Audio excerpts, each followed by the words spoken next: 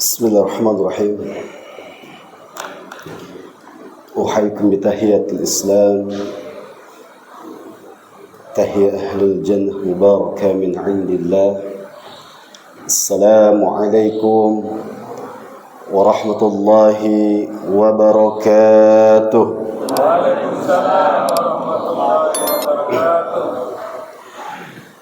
Alhamdulillahi rabbil samawati wal ardh وما بينهما وما تحت الثرى وخلق الإنسان من تراب فسواه ثم هدى أشهد أن لا إله إلا الله وحده لا شريك له يعلم السر وأخفى وأشهد أن محمدا عبده ورسوله الداعي إلى القيم المثلى والفضائل العليا اللهم صل وسلم وبارك على رسوله المصطفى نبينا محمد صلى الله عليه وسلم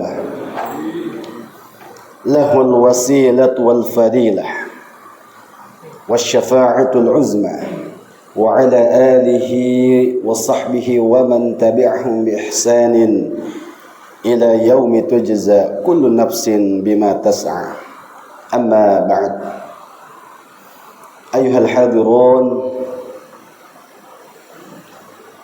أوصيكم ونفسي بتقوى الله وطاعته لعلكم تفلحون كما قال الله تعالى في القرآن الكريم يا أيها الذين آمنوا اتقوا الله حق تقاته ولا تموتن إلا وأنتم مسلمون. Ikhwat iman, jamaah subuh Masjid As-Salam yang sama-sama mengharapkan ridha Allah Subhanahu wa taala. Marilah kita sama-sama untuk kemudian mengucapkan alhamdulillah, ucapan yang sangat dicintai oleh Allah Subhanahu wa taala, ucapan yang kemudian mewakili rasa syukur kita kepada Allah, rasa syukur atas setiap kebaikan, atas setiap nikmat yang Allah berikan kepada kita, bahkan kita rasakan hingga saat ini. Bahkan kesyukuran itu adalah merupakan salah satu wujud penghambaan kita kepada Allah Subhanahu wa taala. Sehingga apapun yang saat ini sedang kita miliki, baik itu berupa kesuksesan dunia, baik itu berupa semangat di dalam beribadah kepada Allah, ini merupakan rahmat, merupakan karunia yang diberikan oleh Allah Subhanahu wa taala. Sehingga kita memahami bahwa tidak ada yang pantas untuk kita puji melainkan hanyalah Allah Subhanahu wa taala semata. Ikhwat iman, jamaah sidang pengajian subuh Masjid As-Salam yang sama-sama mengharapkan ridha Allah Subhanahu wa taala. Kemudian salawat dan salam semoga terlimpah curah kepada uswah kita, qudwah kita, suri tauladan kita, Nabiullah Muhammad sallallahu alaihi wasallam, kepada para keluarga, para sahabat, dan mudah-mudahan sampai kepada kita semuanya yang sangat mengharapkan syafaat beliau di yaumil akhir kelak. Jamaah rahimakumullah, insyaallah pada kesempatan yang berbahagia ini, tema yang akan kita bahas adalah menguatkan ihsan dalam ketakwaan kita. Karena memang kita masih berada di bulan Syawal, yang kemudian tidak jauh dengan bulan Ramadan. Bahkan di antara tujuan orientasi diadakannya syariat Ramadan, Allah sampaikan di dalam Al-Quran, menginginkan kepada kita la'allakum tattaqun, agar kemudian kita bertakwa kepada Allah Subhanahu wa taala. Maka jika kita melihat kalimat tatakun di dalam ayat ini, Allah Subhanahu wa taala, jika kita bedah menggunakan ilmu bahasa Arab, ya, di sini menggunakan fi'il mudhari, kata kerja bentuk, ya, saat ini dan yang akan datang. Fi zamanil hal wal istiqbal. Jadi bertakwa yang diinginkan oleh Allah kepada kita semua adalah bukan hanya fi zamanil hal, saat di bulan Ramadan saja. Namun bagaimana kemudian takwa ini bisa kita miliki, ya, pada bulan-bulan berikutnya, yakni fi zamanil istiqbal. Karena fi'il mudhari maknanya adalah yadullu ala zamanil hal wal istiqbal, menunjukkan waktu sekarang dan yang akan datang. Maka wajar Allah menggunakan fi'il mudhari pada ayat ini. Karena Allah menginginkan kita bertakwa, bersemangat, beribadah itu bukan cuma di bulan Ramadan, Pak, Bu. Ya. Kita lihat di bulan Ramadan, ya. Masjid itu bisa penuh sampai ke pelataran. Hari pertama tuh. Hari kedua masih. Hari ketiga sepekan masih. Pekan kedua masih. Nah, mulai tuh pekan ketiga atau keempat pikirannya sudah ada di kampung. Meskipun nggak salah kita mudik, ya, karena dalam perjalanan mudik itu ada sesuatu yang mulia, yakni bagaimana kita ingin bertemu dengan orang tua kita, sanak famili kita. Namun semangat itu tidak boleh hilang meskipun kita mudik, begitu, ya. Jadi memang semangat beribadah di bulan Ramadan itu ditunjukkan dengan semangat yang tinggi dan tidak bisa kita pungkiri. Bahkan di rata-rata masjid itu pasti penuh, Pak, bulan Ramadan. Mohon maaf, hatta orang yang kadang-kadang sholat ke masjid itu hari Jumat, itu taraweh datang, Pak. Ya, ini nggak usah jauh-jauh. Ini di perumahan saya aja begitu ada. Isanya kagak, tapi tarawehnya ada.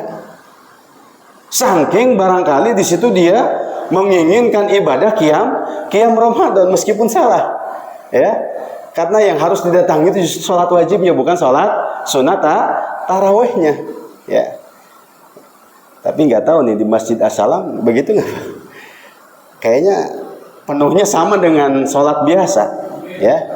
Ini setiap saya kesini pasti saya bilang, ini masjid salah satu masjid yang kalau subuh, ya, ini paling banyak sepertinya di Tambun atau di Bekasi. Masya Allah, takbir, Allahu Akbar. Dan mudah-mudahan ini bisa dirawat, bisa dijaga.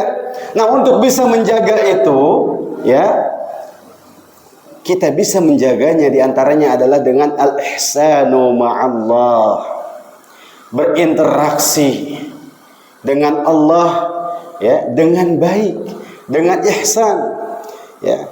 Karena memang ihsan ini nanti menjadi sebuah pengingat bahwa Allah Subhanahu wa taala senantiasa mengawasi kita selama 24 jam, ya, terhadap diri-diri kita.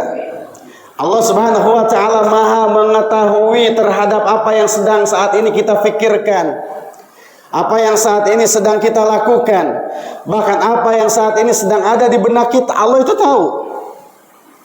Ya. Tidak ada yang tidak diketahui oleh Allah Subhanahu wa taala. Maka saya mengawali kajian subuh kali ini dengan sebuah hadis yang datang dari sahabat Thauban, kemudian ditakhrij, dikeluarkan oleh Ibnu Majah, kemudian disahihkan oleh Imam Albani, bagaimana Rasulullah SAW bersabda, la'alaman aqwaman min ummati ya'tuna yawmal qiyamah bihasanatin amthali jibali tihamata bidha. Kata Rasulullah, sungguh, katanya, aku mengetahui beberapa kaum dari umatku yang datang pada hari kiamat kelak dengan membawa begitu banyak kebaikan seperti gunung Tihamah yang berwarna putih. Kemudian Rasul melanjutkan fayaj'aluha Allahu 'azza wa jalla haba'an mansura. Kemudian Allah Subhanahu wa taala menjadikan kebaikan-kebaikannya tersebut seperti debu yang berterbangan. Pak, bayangkan, Pak. Ada orang datang di hari kiamat membawa pahala yang begitu banyak, membawa kebaikan yang begitu banyak. Namun Allah jadikan kebaikan tersebut berterbangan seperti apa tadi? Seperti debu. Ya. Ini tandanya ada sesuatu yang salah dari orang ini. Maka kemudian ya Thauban bertanya, qala Thauban bertanya kepada Rasulullah, "Ya Rasulullah, wahai Rasulullah, sifhum lana." Sifhum bermakna israh lana. Tolong jelaskan kepada kami. Jallihim lana an la nakuna minhum. Tolong terangkan kepada kami agar kami ya dapat menghindari perbuatan mereka dan tidak termasuk bagian daripada mereka. Kami nggak mau membawa kebaikan di hari kiamat, namun ketika menghadap Allah, Allah terbangkan kebaikan-kebaikan tersebut. Faqal, maka kemudian Nabi pun menjawab, ya, amma innahum ikhwanukum, wahai Thauban, sesungguhnya mereka itu adalah saudara-saudara kalian. Nah, berarti bukan orang jauh nih, Pak. Bisa jadi kita juga. Ya, karena kita juga saudaranya Thauban, saudara seiman, ya. Kemudian wa min jildatukum, dan mereka itu termasuk yang warna kulitnya sama sejenis dengan kalian. Ya. Wa ya'khuduna minal laili kama ta'khudun, mereka menjadikan malam-malam mereka sebagaimana kalian menjadikan malam. Ya. Kemudian walakinnahum, maka disinilah poin intinya. Maka Nabi menjelaskan kepada kita walakinnakum, akan tetapi mereka aqwamun, adalah kaum idza khalau bimaharimillahi intahakuha, apabila mereka dalam kondisi sepi, dalam kondisi sendiri, mereka melanggar larangan-larangan Allah Subhanahu wa ta'ala. Jadi orang yang nanti akan dihilangkan kebaikannya adalah mereka yang tidak mampu menjaga dirinya untuk takwa, untuk beriman kepada Allah dalam kondisi sendiri dan sepi. Kalau dalam kondisi jamaah, saya rasa semua kita akan terlihat sama. Tidak ada ujian. Kita dengan mudah bisa mengatakan si fulan orang soleh karena berjamaah. Si fulan ini rajin.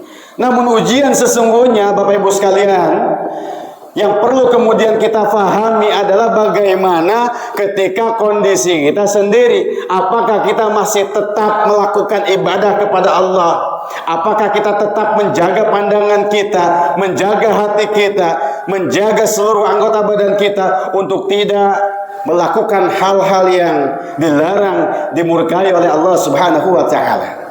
Atau bahkan sebaliknya, ya, karena kalau sedang berjamaah kadang-kadang semangat itu bertambah. Ya itu tadi. Kenapa? Ada alasannya, Pak. Alasannya adalah banyak, ya. Dan diantara salah satunya adalah ingin dilihat oleh manusia, ingin mendapatkan penghargaan, pujian dari manusia. Maka hal ini dikatakan tarkul amali ajlin nas ar-riya. Meninggalkan satu perbuatan untuk dilihat oleh manusia, maka itu disebut dengan riya.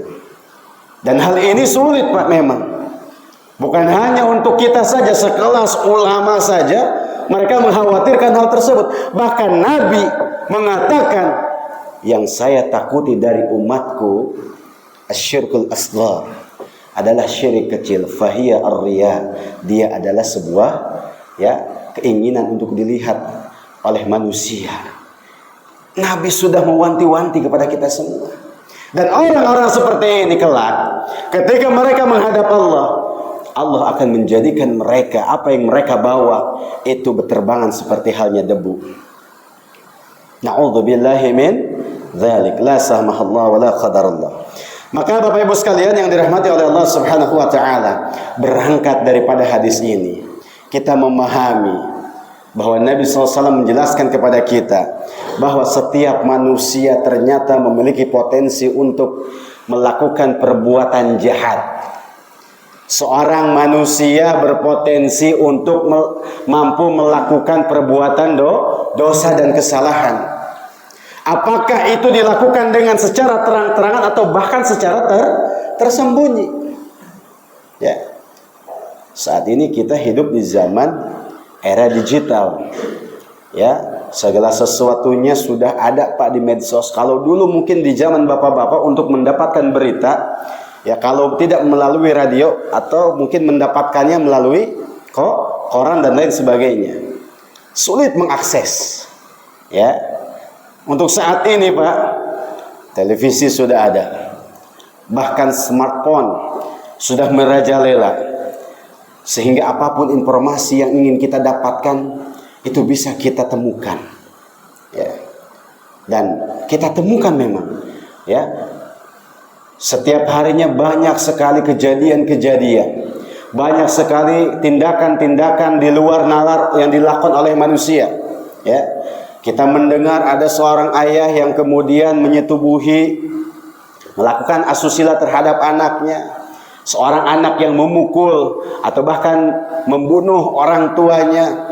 Tetangga yang julid, ya, tidak senang terhadap tetangga yang lainnya, akhirnya melakukan tindakan yang tidak terpuji, ya.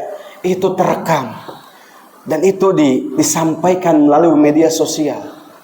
Ini menunjukkan bahwa manusia itu memiliki potensi untuk melakukan perbuatan yang jahat, perbuatan dosa, perbuatan yang bahkan akan mendatangkan murkanya Allah Subhanahu wa taala, baik secara terang-terangan yang bahkan kita ketahui atau mungkin secara tersembunyi. Ya. Yang tersembunyi itu apa? Sifat hasad, ya. Sifat iri dengki. Itu tersembunyi. Atau bahkan melakukan sesuatu perbuatan tidak dilihat oleh manusia, ya. Nah, maka itu yang tersembunyi. Itulah yang kemudian sangat kita khawatirkan.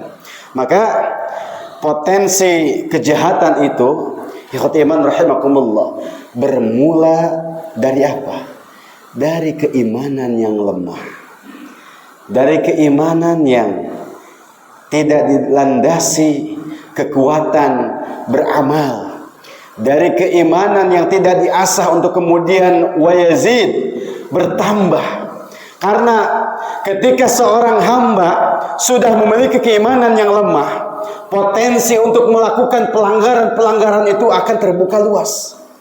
Bahkan jika seorang hamba sudah terus melakukan kemaksiatan-kemaksiatan, akan terdapat titik hitam di dalam diri, sehingga akan membutakan, ya, dirinya untuk mengenal atau mengetahui siapa itu Allah Subhanahu wa taala. Dia nggak peduli lagi, Pak. Ya. Kita tanya aja, Pak. Kalau di sini ada maling, kita tanya, kenapa maling? Ya, terdesak. Kenapa terdesak? Ya, kebutuhan. Kenapa kebutuhan? Ya, saya nggak bisa ngapa-ngapain. Dia lupa, dia punya siapa? Punya Allah. Kalau kita yakin bahwa kita punya Allah, saya rasa tidak akan ada ucapan seperti itu. Karena orang yang kemudian meyakini di dalam dirinya ada Allah, sekecil apapun, ya, rumit apapun pekerjaan atau semudah apapun pekerjaan, ia akan lakukan. Tidak melihat pada, ya, potensi pendapatan yang ia terima, tidak akan. Apapun itu akan ia kerjakan. Karena memang para nabi terdahulu, Bapak Ibu sekalian, mewarisi kepada kita tradisi, ya, untuk bekerja keras. Seperti halnya Nabi Daud. Nabi Muhammad pernah menjelaskan tentang Nabi Daud kepada kita semua. Ya, kana Daud dan Nabi, bahwa Nabi Daud adalah seorang nabi. La ya'kuluhu illa biyadihi. Nabi Daud itu tidak makan, beliau tidak mencari sesuap nasi kecuali dengan kerja kerasnya. Itu tandanya beliau bekerja, Pak. Ya, beliau bekerja. Seorang nabi saja bekerja, bahkan nabi kita Muhammad SAW juga adalah seorang pekerja. Beliau bekerja kepada siapa? Kepada Khadijah.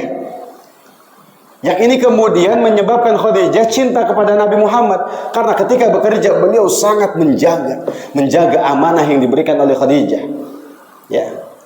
Bahkan di dalam hadis yang lain, Nabi Zakaria dikatakan oleh Nabi Muhammad adalah seorang tukang jual kayu, penjual kayu, Pak. Nabi Zakaria untuk bisa menghidupi keluarganya beliau berjualan kayu.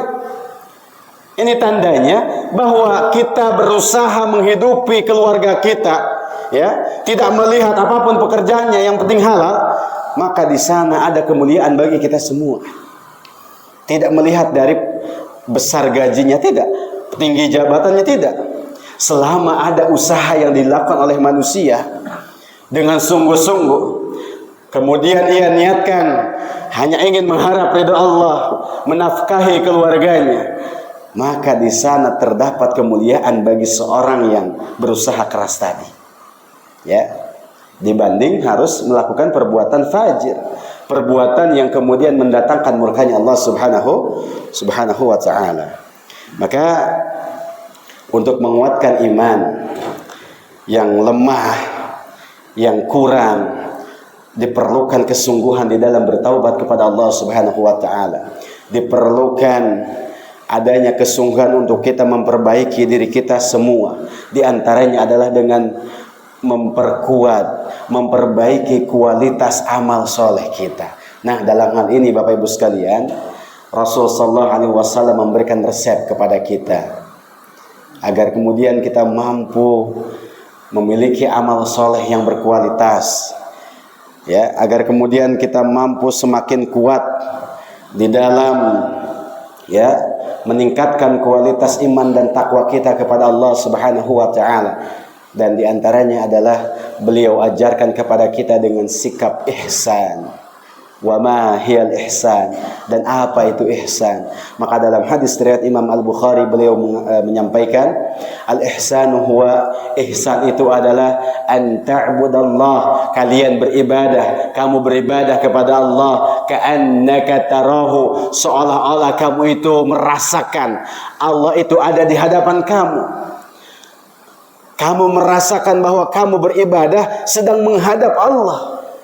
Fa in lam takun tarahu, kalaulah seumpama kalian tidak bisa melihat, tidak bisa merasakan bahwa Allah ada di hadapan kamu, di hadapan kalian, maka Nabi menyampaikan, fa innahu yaraka, maka yakinlah Allah melihat kamu.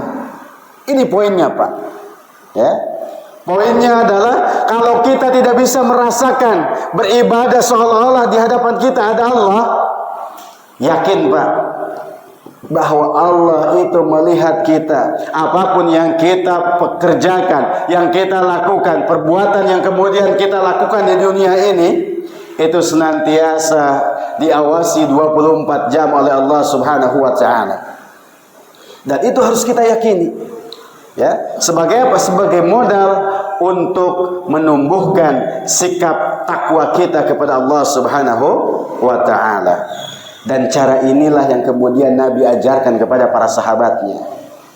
Nabi tanamkan betul kepada para sahabat beliau, sehingga, ya, kita bisa saksikan melalui sirah-sirah sahabat bagaimana karakter para sahabat, bagaimana mereka memiliki kebesaran jiwa, ketenangan hati, bagaimana kemudian hidup mereka penuh dengan keberkahan, bagaimana kemudian mereka memiliki langkah yang setiap harinya terbimbing dalam jalan Allah Subhanahu wa Ta'ala, karena memang Nabi menanamkan kepada mereka sikap ihsan, sehingga terbentuk, ya, karakter yang baik, karakter yang kemudian, ya, mendekatkan diri mereka kepada Allah dan menjauhi setiap apa yang dilarang oleh Allah Subhanahu wa Ta'ala.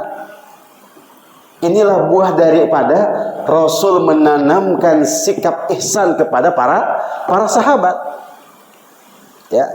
Nah, maka untuk menemukan sikap ihsan di dalam diri seorang muslim, ya, disampaikan oleh para ulama Di antaranya adalah Syekhul Islam Ibnu Taimiyah. Setidaknya ada hal-hal yang kemudian harus kita lakukan agar sifat ataupun sikap ihsan ini mampu tumbuh di dalam diri kita. Maka beliau menyampaikan yang pertama adalah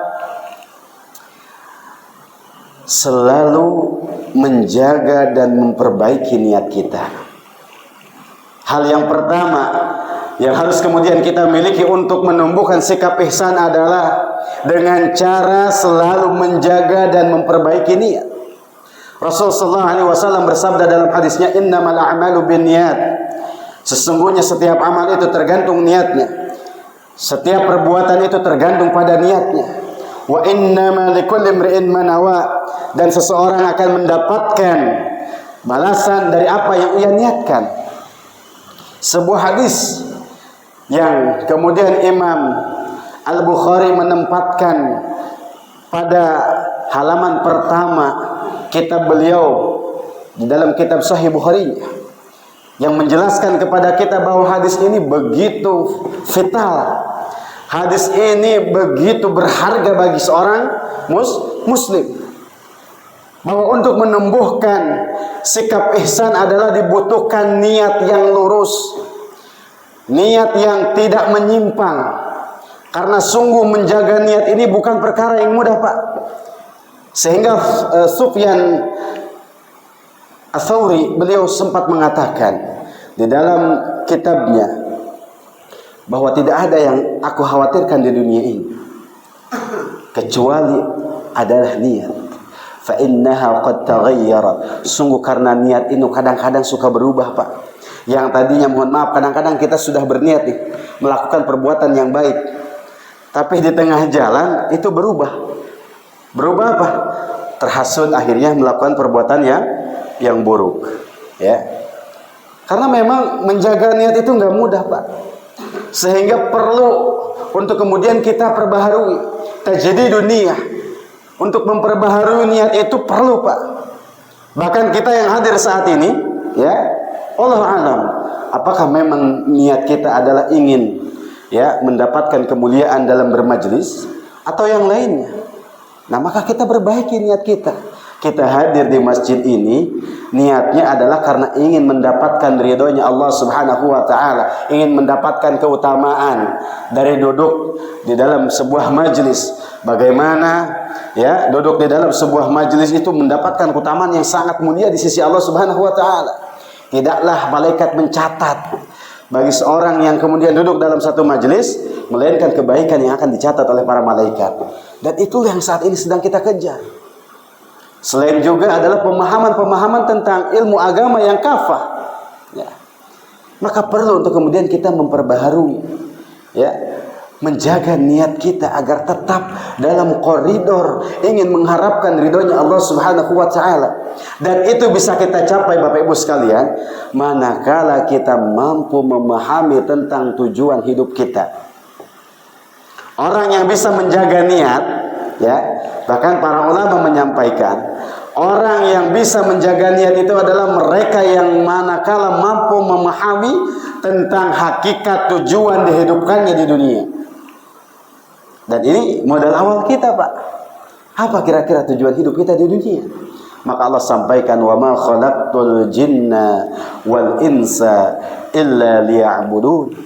Tidaklah kami ciptakan manusia, tidaklah kami ciptakan jin, melainkan supaya atau agar mereka beribadah kepada Allah Subhanahu wa taala. Itu tandanya tujuan kita dihidupkan di dunia ini, Bapak Ibu sekalian, yang paling harus kemudian kita fahami adalah untuk beribadah kepada Allah Subhanahu wa taala. Kalau sudah kita fahami ini, saya rasa apapun yang kita lakukan, kita akan menaruh Allah pada posisi yang tertinggi. Karena ternyata masih banyak, Pak, saudara-saudara kita yang bekerja, bersusah payah mereka meluangkan waktu, tenaga, pikirannya. Ketika ditanya, untuk apa antum bekerja? Ya, untuk menafkahi istri saya. Sebagai kewajiban seorang suami. Betul. namun ternyata ada yang kurang dari ungkapan tersebut. Ya, bekerja itu betul Pak, adalah untuk menafkahi keluarga kita. Namun dia lupa bahwa niat yang pertama yang harus kemudian ditanamkan adalah ingin menggapai ridhonya Allah Subhanahu wa taala. Meniatkan hanya untuk apa? Untuk mengharapkan wajahnya Allah Subhanahu wa taala. Apapun itu, dalam kegiatan kemasyarakatan seperti halnya kerja bakti dan lain sebagainya, diniatkan bukan untuk dilihat oleh Pak RT, oleh tetangga, bukan. Ya, kita harapkan bahwa apa yang kita kerjakan nanti mampu mendatangkan ridhonya Allah Subhanahu wa taala. Syukur-syukur Allah menambahkan pahala pemberat kelak di yaumil akhir kelak. Dan ini perlu kemudian kita fahami dan kita azamkan dalam setiap tindakan kita, Pak. Karena sungguh betapa banyak orang melakukan perbuatan, amalan, ternyata tidak terhitung, tidak tercatat. Kenapa? Karena itu tadi, niatnya salah. Niatnya tidak sesuai dengan apa yang diinginkan oleh Allah Subhanahu wa taala. Ya, mereka memahami ya sudah niat untuk Allah cuma di salat saja. Ya, usolli fardal maghrib, itu kan niat ya. Bagi yang bertalafud niat, saya niat salat maghrib, saya niat salat asar, itu cukup di salat saja. Yang lain mah nggak perlu niat. Ya, nah, ini sesuatu yang keliru. Ya, bahkan Imam Hasan Al-Basri, beliau pernah menyampaikan, dirahmatilah orang yang selalu mampu menjaga niatnya. Ketika ia melakukan perbuatan yang baik, ia melanjutkan perbuatannya. Sebaliknya, ketika ia hendak ingin melakukan perbuatan yang buruk, ia kembali ke asal semula, kemudian kembali melakukan niat yang baik. Ya. Nah, beliau menyampaikan ini, memahami, menyadari bahwa setiap apapun yang kita kerjakan, Bapak Ibu sekalian, harus diniatkan lillahi ta'ala, diniatkan karena Allah Subhanahu wa ta'ala. Karena kata beliau, seseorang yang sudah memahami tentang niat ini akan tumbuh sikap ihsan, akan tumbuh sikap bahwa apapun yang kita lakukan, kita senantiasa dipantau 24 jam oleh Allah Subhanahu wa ta'ala. Dan sikap ihsan akan mengajarkan kepada kita akan bagaimana ya kita mampu mengambil sebuah tindakan di masa yang akan datang, mengambil keputusan yang tepat, tidak akan mencederai, tidak akan kemudian ya menyakiti hati orang lain, ya. Sehingga dalam kalimat istilah Inggris itu sering dikatakan think today and speak tomorrow. Ya, berpikir dulu baru berbicara. Ya, ini sikap ihsan. Orang yang memiliki sikap ihsan di dalam berbicara, ia akan menimbang dulu, yang saya ucapkan sudah baik atau belum, yang saya ucapkan akan berpotensi menyakiti orang lain atau belum. Ya, maka itu dibutuhkan, Pak. Jangan sampai apa yang kemudian terlontar dalam lisan kita, mohon maaf, menyakiti hati tetangga kita, menyakiti ya masyarakat luas. Nah, maka kita perlu perhatikan itu. Dengan cara apa? Dengan cara terus menjaga niat kita sehingga menumbuhkan sikap ihsan. Kemudian yang kedua, untuk menumbuhkan sikap ihsan di dalam diri seseorang adalah dengan cara memiliki keyakinan yang sempurna bahwa sesungguhnya Allah Subhanahu wa ta'ala mengetahui segala yang dirahasiakan dan segala yang nyata. Nah, ini penting juga, Pak. Ya, bahwa di dunia ini tidak ada satupun rahasia yang bisa disembunyikan. Ya, maka dalam Al-Quran Allah sampaikan, alam ta'lam anallaha lahu mulkus samawati wal ardh ma yakunu min najwa thalathatin illa huwa rabi'uhum. Tidak ada rahasia dari manusia 3 orang kecuali Allah yang keempatnya. Wala khamsatin illa huwa sadisuhum. Tidak ada rahasia 5 orang kecuali Allah yang keenamnya. Apapun yang kita sembunyikan di dunia ini, itu pasti Allah akan mengetahui. Bahkan di dalam Quran surah Al-An'am ayat 3, Allah mengatakan, ya'lamu sirrakum wa jahrakum wa ya'lamu ma taksibun. Maka dialah Allah yang maha mengetahui apa yang kamu rahasiakan dan apa yang kamu tampakkan, dan dia mengetahui apa yang kamu usahakan. Nah, ini ayat yang menunjukkan kepada kita bahwa kita tidak bisa menyembunyikan sesuatu apapun di dunia ini. Apapun yang kita usahakan, baik itu dari kebaikan, baik itu dari keburukan, yang nampak maupun yang tersembunyi, ini pasti diketahui oleh Allah Subhanahu wa taala. Bahkan seorang ulama tafsir bernama Syekh Nasir As-Sa'di, beliau berkata, "Wallah, dialah Allah ya'lamu kulla syai'." Mengetahui apa saja, sirrakum wa jahrakum, apa yang kalian sembunyikan dan apa yang kalian tampakkan. Wa ya'lamu, dan Allah mengetahui apa saja yang kita lakukan. Li'anna dzalik, oleh karena itu, jauhilah segala bentuk kemaksiatan kepada Allah Subhanahu wa taala, dan cintailah segala macam bentuk amal soleh yang dapat mendekatkan kita kepada Allah Subhanahu wa taala, mendekatkan kita kepada rahmatnya. Jauhi segala apa yang kemudian mendatangkan murkanya Allah, karena itu mampu menyebabkan jauhnya kita dari rahmat Allah Subhanahu wa taala. Jadi ini yang disampaikan oleh Syekh Nasir As-Sa'di ketika menafsirkan ayat ini.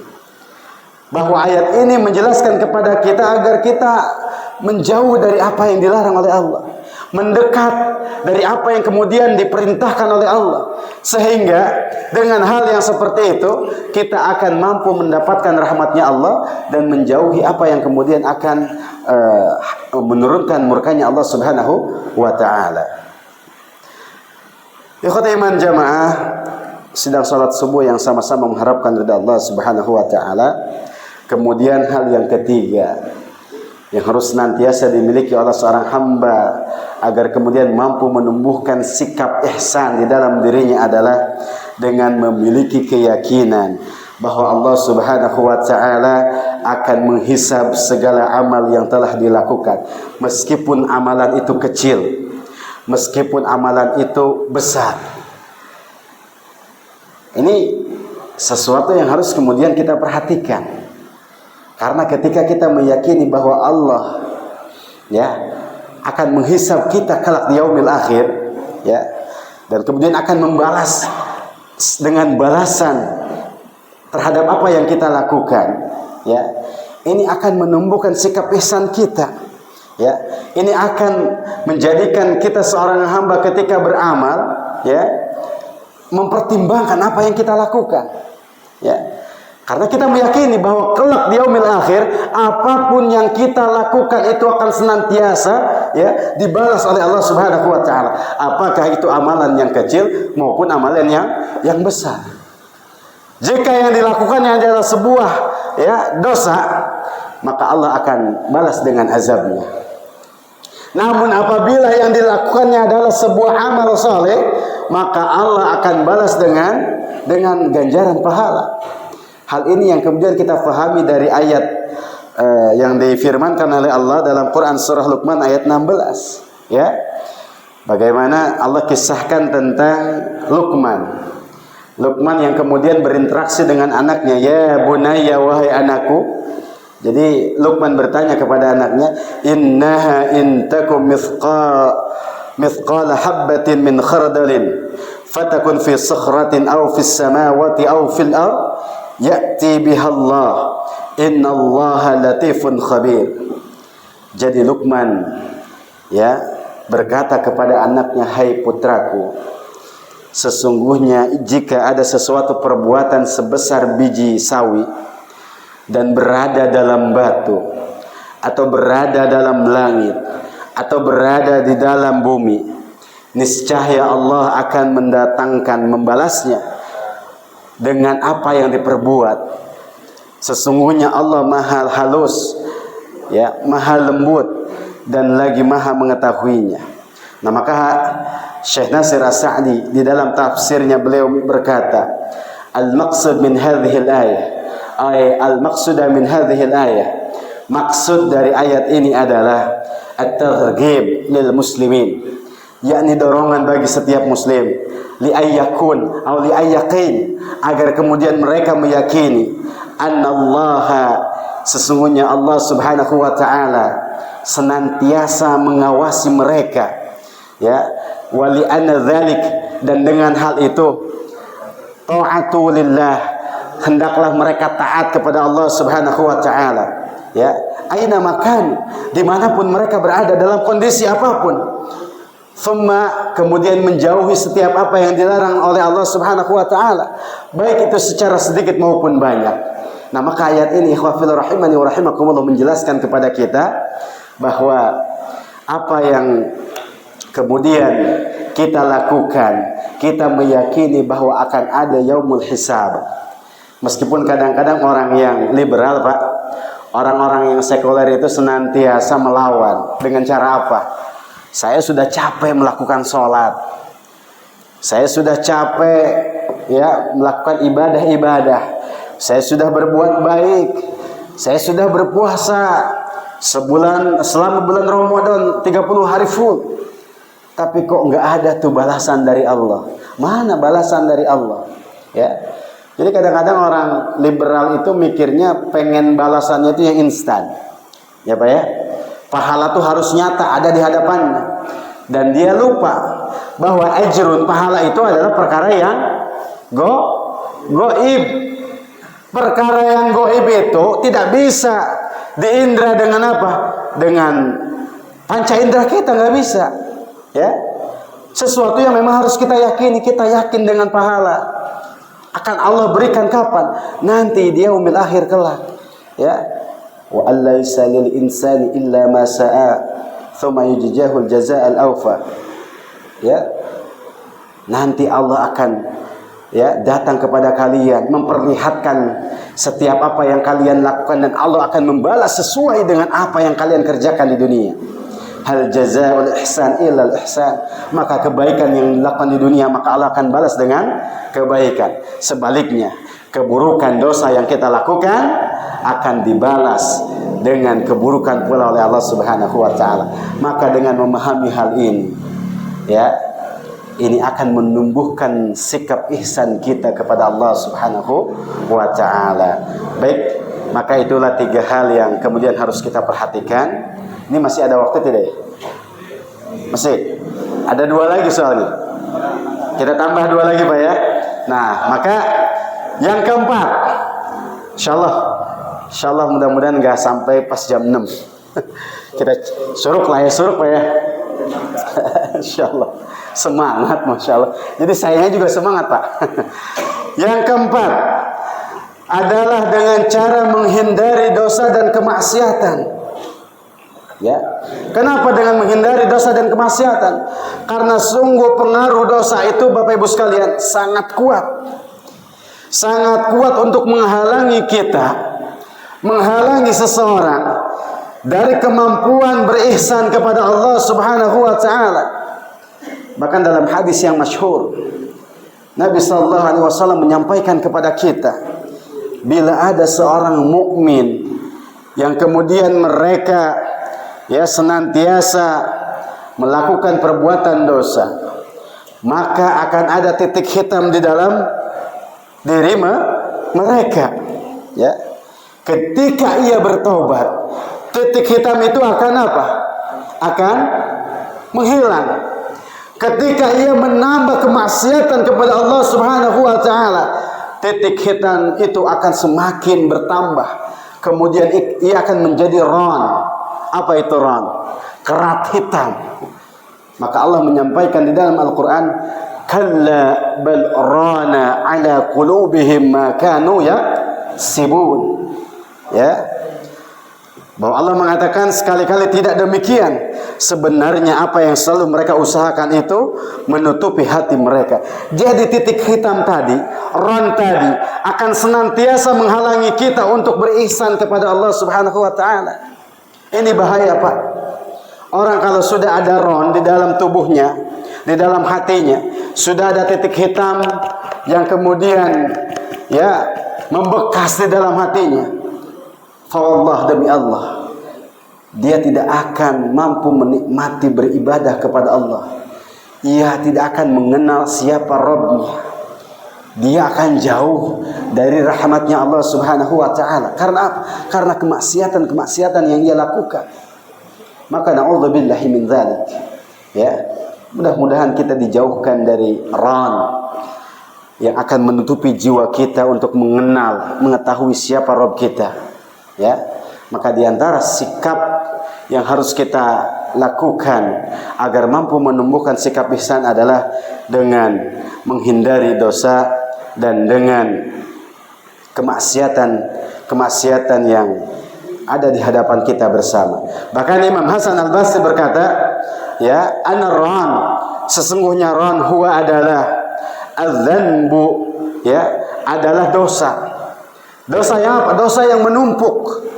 Ya, jadi beliau menafsirkan bahwa ran ini adalah dosa yang menumpuk. Sehingga apa? Sehingga menyebabkan hati menjadi buta. Na'udzubillahi min dzalik. La samahallahu wa la qadarullah. Baik, yang terakhir di antara hal sikap yang harus kemudian kita lakukan agar menumbuhkan sikap ihsan kita kepada Allah Subhanahu wa taala adalah dengan selalu berzikir kepada Allah Subhanahu wa ta'ala, ya, yaitu senantiasa berzikir dengan lisan kita, disertai dengan persetujuan hati kita. Kita memahami betul, kita mentafakuri terhadap apa yang telah Allah ciptakan. Kemudian kita senantiasa merenungkan terhadap keagungan dan kekuasaannya Allah Subhanahu wa ta'ala, ya. Kemudian kita senantiasa memikirkan terhadap apa yang telah Allah ciptakan di dunia ini, ya. Maka dengan cara hal tersebut, ya, itu akan mampu menemukan sikap ihsan di dalam diri kita, ya. Karena memang Rasul sampaikan, ya, analogi perumpamaan orang yang berzikir dengan orang yang tidak berzikir. Rasul sampaikan apa? Kal hayy wal mayyit. Pak, Bu, orang yang zikir sama orang yang tidak berzikir itu Nabi analogikan seperti orang yang mati dan orang yang hidup. Orang yang senantiasa lisannya berzikir kepada Allah Subhanahu wa ta'ala, maka sesungguhnya mereka adalah orang yang hidup.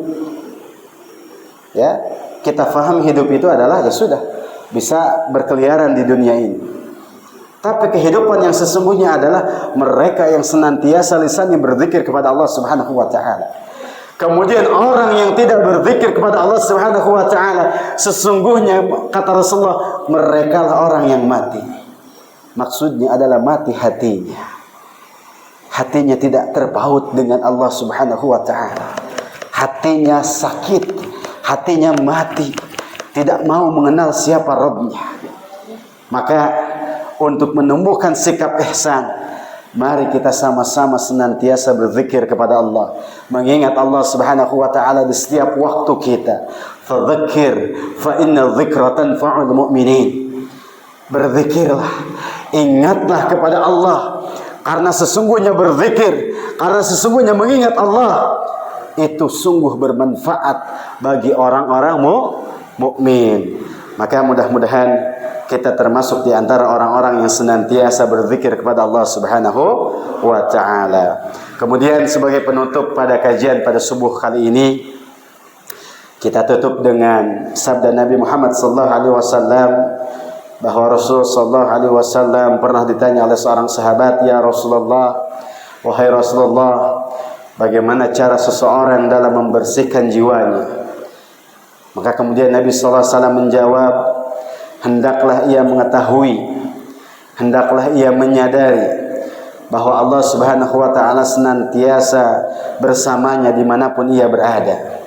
Maka ikhwani fillah rahimakumullah, ihsan dalam makna muraqabah, dalam makna mendekatkan diri kita kepada Allah Subhanahu wa ta'ala, ternyata ini adalah hal yang utama yang kemudian mampu membersihkan hati kita, membersihkan jiwa kita dari noda-noda, kemaksiatan. Yang kemudian jika ada terlintas dalam pikiran kita semua, di dalam benak kita semua untuk melakukan kemaksiatan, dengan sikap ihsan ini pasti kita akan menjauhi hal tersebut. Kita akan berbelok arah, kita akan kembali kepada arah yang diinginkan oleh Allah Subhanahu wa ta'ala. Maka dengan kesadaran itu, mudah-mudahan kita senantiasa Allah anugerahkan sikap ihsan yang merupakan salah satu langkah untuk apa Bapak Ibu sekalian? Untuk menjaga ketakwaan kita kepada Allah Subhanahu wa ta'ala. Maka inilah poin intinya, bahwa ihsan adalah satu hal yang mampu menguatkan ya ketakwaan kita kepada Allah Subhanahu wa ta'ala. Maka sulit rasanya seseorang untuk bisa menjaga ketakwaannya namun tidak mampu menjaga keihsanannya kepada Allah Subhanahu wa ta'ala. Sekali lagi kita berdoa kepada Allah, mudah-mudahan Allah senantiasa memberikan kekuatan, memberikan kemudahan agar kita mampu menjaga sikap ihsan untuk menjaga ketakwaan kita kepada Allah Subhanahu wa ta'ala. Baik, barangkali itu yang bisa saya sampaikan. Mudah-mudahan bermanfaat, terkhusus bagi diri saya pribadi dan umumnya bagi para jamaah sekalian. Akhirul kalam, Allah yakhudhu bi aidina ila ma fihi khairun lil Islam wal muslimin. Assalamualaikum warahmatullahi wabarakatuh.